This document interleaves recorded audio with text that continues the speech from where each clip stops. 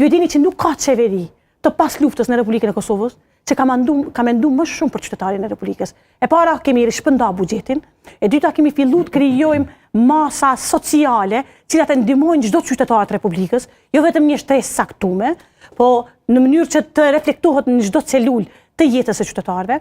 Kështu që unë mendoj që për këto arsye qytetari do të ndihet i tradhtuar. Mirë, po ne asnjë nga këto arsyet nuk e kemi.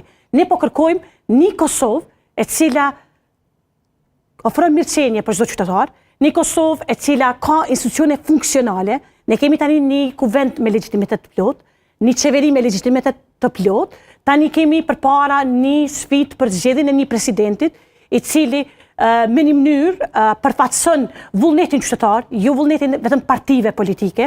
Unë besoj që kushdo që vjen në pozitën e presidentit do ta reflektoj këtë natyrë, sepse këtë e ka fryma e presidentit Republikës. Ka saj, nëse ndërlidhemi me geopolitikën edhe me pyetjen shumë specifike rreth raporteve. Për këtë arsye nuk jam fanse e madhe që të flas vetëm për këtë pjesën e marrjes sukseseve. Sukseset në arenën ndërkombëtare, kushdo që ato i sjell, janë në të mirën e Republikës.